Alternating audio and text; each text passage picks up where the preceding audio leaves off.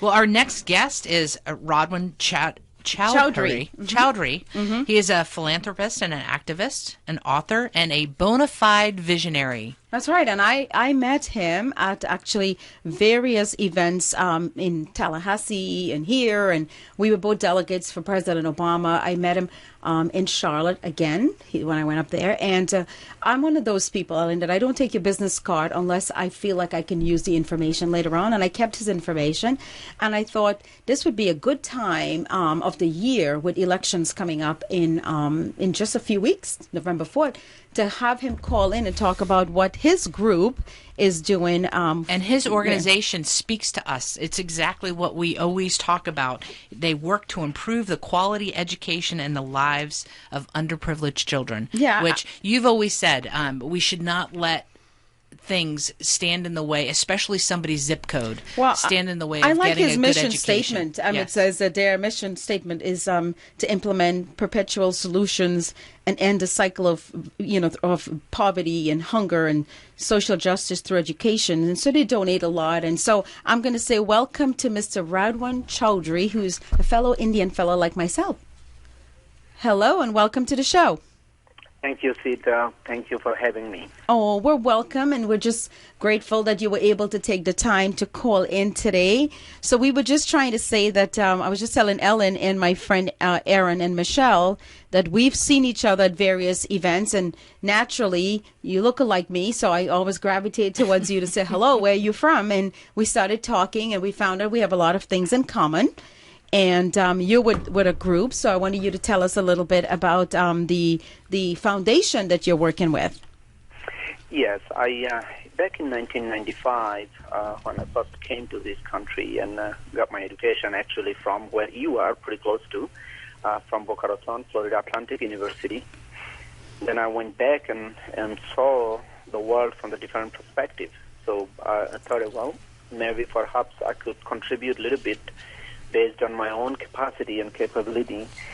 So I created the UDiON Foundation and I started helping children in Bangladesh. Then I realized, well, there is so much that this country gave me and I should contribute here locally as well. So in 2010, we expanded our program here in the state of Florida, and we work with underprivileged children in many different capacities. Just to highlight few things that we do, one of the group we work with is children, they are substance users. And the children, they are involved with the gang activity.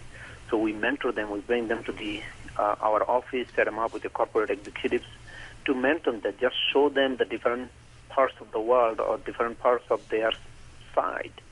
Those children are just not correctly guided or cared. So they are going in the wrong directions. As a society, each of us has a responsibility to make sure that our children get the right education, our children get the right mentorship, and our responsibility for that we pave the path so they can walk on. That's right. So what is children is our future. So what is the mission then of your organization? I know you're helping here in the United States and you're doing some things overseas, and we've read off your mission statement. But what is the mission of the UDiON? How do you call it the NAAPACFL or which one? Well, UDiON Foundation is a non-profit organization, right? And the NAAPC, which is National Asian American PAC, which is Political Action Committee. So you're in two. You're in two. Yes, right. Two separate missions. Yes, the UDiON Foundation mission is just exactly what you said. Before I came on. Yes. To end the cycle of poverty. But how do you do that? It's not. You just can't hand up somebody a few dollars. Say, okay, go buy.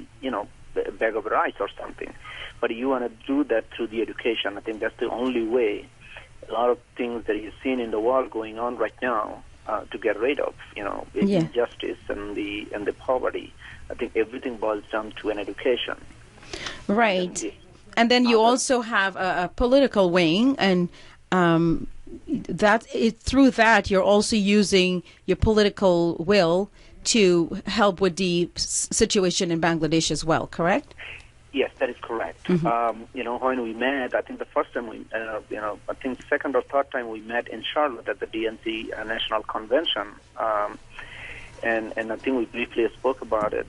Asian community at large are still way far behind in mainstream politics. Yes. And we need to, educate our fellow Asians. And I'll give you an example. I was born and raised in Bangladesh. You don't have a political voice over there. If you are anti-government, you can't really speak out rightfully because they use their power to manipulate things. But people who came in, especially on a first generation, they have the, still that mindset of, I don't want to get involved in politics. Which is so terrible, because you and I both know that living in the United States and getting the opportunity to immigrate here is such an honor that we should get involved politically. Absolutely, no question about it. We should get involved. That's the only way to hear the voice. So the core mission of National Asian American PAC is to bring all Asian community from the different countries together under one umbrella to create a block vote. Yes. And that's the only way you can get things done. When you have a power of block vote, you can go to the candidate and say, okay, this is the needs of our community, and this is what we want you to do when you get to the office, when you get elected. Right. And we are in return going to deliver you the block vote. We have X amount of people. For example, in the state of Florida right now is 600,000+ Asian Americans, as you know. And the Asian Americans right now in the entire United States is higher PhD, higher educated, and higher GDP than any other ethnicity. By 64%, I was looking at the statistic yesterday. I think there's something about the Asian community that by the time the children come out of their mother's womb and they're born, they say either you're going to become a doctor, a lawyer, an engineer, and they're just pounded right into the brains, because you're absolutely correct. That's how it is in my family and so many Asian Americans that I know. The expectations for the children are extremely high. True. And if you look at it, in when first Senator Obama then, now the President Obama ran, the Asian American in the highest office, administration or judicial system, was 0.27%. 0.27%, and those are the numbers that came out of the Equal Employment Opportunity Department. And then before the 2012 election, that number was 4.16%. Yes. And these are the statistics that are coming out of, the Equal Employment Opportunity. So why do we want to do that? Create a block vote. We want to create a block vote to exactly achieve those type of things. There are qualified people. If your statistics shows 64% of the Asian American are in PhD holder over any other ethnicity, then why those PhD holders are not in appropriate places to have those, useful? So I think the President Obama took the appropriate steps and appointed so many people that, as you've seen, that number increased dramatically in over 6 years. So for our listening audience here on AM 1300 WMEL and 1300WMEL.com, can you tell us if the NAAPACFL, are you guys endorsing any candidates right now? Yes, we actually had a candidate debate 2 weeks ago to talk about the what are the things that the Asian community needs and which candidate will best support. We also send invitations to the Governor Scott as well as former Governor Charlie Crist to come to Jacksonville and have a debate with all the citizens of Duval County and Greater Jacksonville. Charlie Crist did accept the invitation. Unfortunately, Governor Scott refused. We issued a press release, and at that conversation took place about 2.5 months. I hand-delivered the invitations to Governor Scott. Yeah, I've seen you with pictures with him as well. Yeah. Yes. So, again, and he refused. So we were forced to just going to have a forum by only Charlie Crist. We are working on his campaign to set a date, and we should be having that in the next couple of weeks. Well, keep us informed. And so what else are you guys doing to help with the state and the local races? We have about 5 minutes left, and I want to get that in because I know you're working diligently with a lot of races in your area as well as statewide. Yes, we are working in local races as well as in statewide. So right now the governor race obviously is the main one coming up on the November 4th. So we are working on calling Asian Americans to create a block vote for Charlie Crist. We are collecting donations to reflect a National Asian American PAC to go to his campaign. We are disseminating volunteers in ground, in other words, boots in ground, to make a cold call, to door hanger and door knocking and so forth. But Radwan, I have a question for you. Why is it so many of the immigrants, and you know them as well as I do, that, we immigrate to America for a reason. We come here and we become part of the fabric of this society.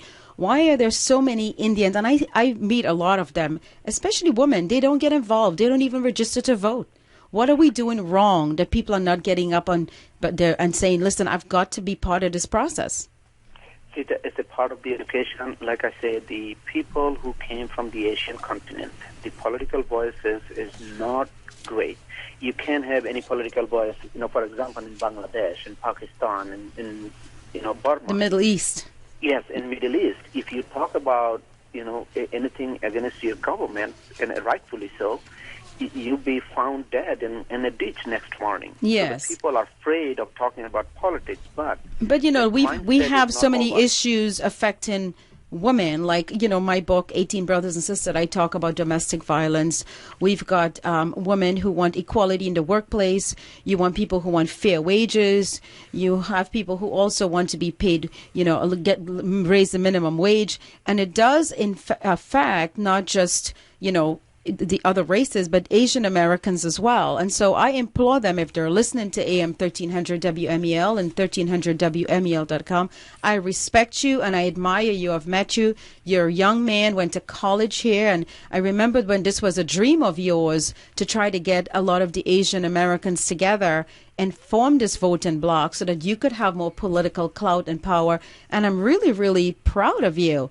So whatever you can do to tell us, is there a website people can go on, or maybe a phone number they can call to get involved with your organization? Because I know you have two of them, and I'm ashamed of myself. And a Twitter and a blog as well. And do I say UDiON, or do you have a way of saying it? UDiON. UDionFoundation.org. So UDionFoundation.org. Yes. The other one is NAAPACFL.org. Well, I'm delighted that you took the time to call in, and I would spread the word on this because oftentimes I've met people that says, well, we don't have a group that we could join. So before we close, we have a minute or so. Is there anything else you want to tell me about UDiON or NAAPACFL that we didn't cover? No, I think we cover everything. I do urge every single Asian Americans to come and join hands. But before you leave, Radwan, before you leave, why should a candidate who is listening, because I know we have a lot of people that listen to AM 1300 WMEL to our show, why should they care about what your organization thinks? We have 2 minutes for you to answer that real quick. Two things. In 2008, 612 votes made a difference in the presidential candidate. In the Jacksonville mayor's office was 1,673 votes. We have 38,950 Asian American in Jacksonville. The governor race was less than 5,000. And there is a 600+ thousand Asian American in the state of Florida. And if we create a powerful block vote, which we are working on, and we will accomplish that, every single candidate and the Asian American at large will become a kingmaker. We can swing any election, whether it's a local, state, or federal level, and we can be we can say that we are the kingmaker, the Asian American at whole. In the state of Florida, without winning the state of Florida, no candidate can claim the White House. Right, and we know that when Asian Americans put their mind to something, whether it's owning one gas station or 280, or whether it's sending a baby right to medical school, we can do it. Yes, absolutely. So I think I implore people who are listening to go ahead and learn about UDiON Foundation and your political wing as well, and get involved. NAAPACFL. What does it stand for, NAAPACFL? National Asian American PAC Political Action Committee, Florida. You just had to pick such a long name, right? Yes. Well, I think Ellen is going to say a quick goodbye to you, and thank you for calling in as well. It was a pleasure having you on the show with us today, and I want to make sure that all of our listeners know that they can follow you on Twitter, which is at Radwan Chowdhury. Yeah. And then also your blog, because I'm sure you got a lot of great info on that, and it's spelled RadwanChowdhury.info. So we're so glad to have had you on the show. We'll make sure that we put that on our Facebook page. And for our guests that are in studio today, Aaron Collins, the director and maestro of Space Coast Symphony Orchestra, and of course our friend Michelle Campanelli. Another great session of Viewpoint with Seeta and Friends, and we will see you next week, listeners and friends.